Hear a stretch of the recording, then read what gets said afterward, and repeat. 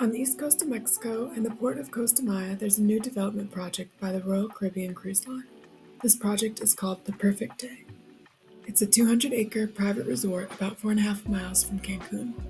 At $600 million, this project is supposed to be the latest and greatest attraction for tourists. It features a theme park with giant water slides, a lazy river, and more. The Royal Caribbean is making an investment on a certain type of tourism that's highly commercialized. It's not yet built, but there's already been pushback from the local community, as well as others in solidarity.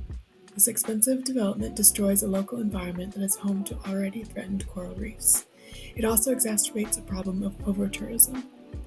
The area of the theme park is already having a hard time hosting the number of tourists they currently receive.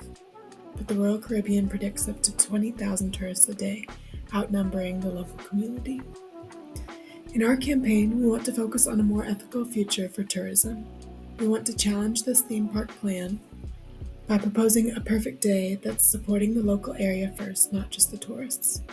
We want to push back on the glamorized future of fancy resorts and instead suppose a more diverse and careful version of sightseeing.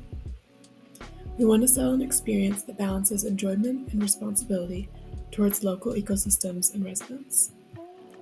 So what does our campaign entail?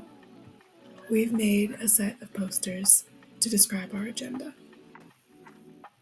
Our first intention is to show more of the local community.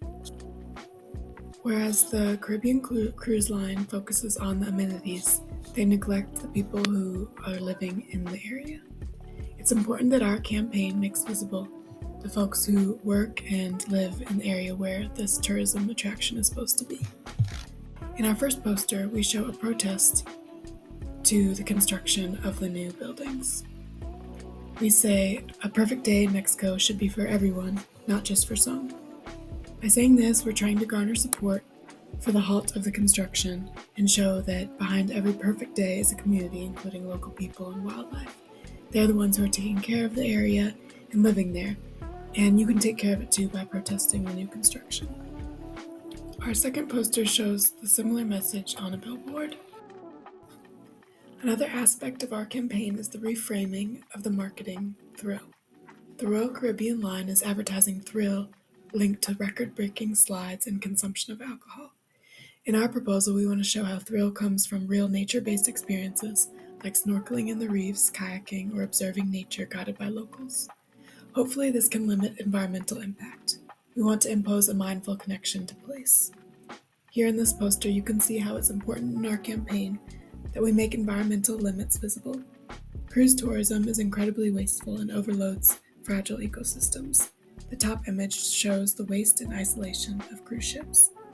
We contrast it with another option for more low-impact, environmentally friendly tourism. It's a new take on the thrill concept. Our goal is to create tourism that seeks to engage with reciprocity in the local community. In our next poster, we show an example of a bus station ad. Here, we again highlight the threat of the theme park rather than its excitement. We show the ocean and emphasize how it must be protected. As a tourism campaign, this shows how relaxing can also be done responsibly. Finally, our last poster encourages environmentalism by focusing on the economic investment of the park. By showing these two jaguars, we show that the Perfect Day theme park is set to cost $600 million. This investment in tourism could be better spent on restoration of the local environment, protecting animals that are suffering. These posters complete the campaign for an ethical alternative to the Royal Caribbean's theme park. Thank you for watching.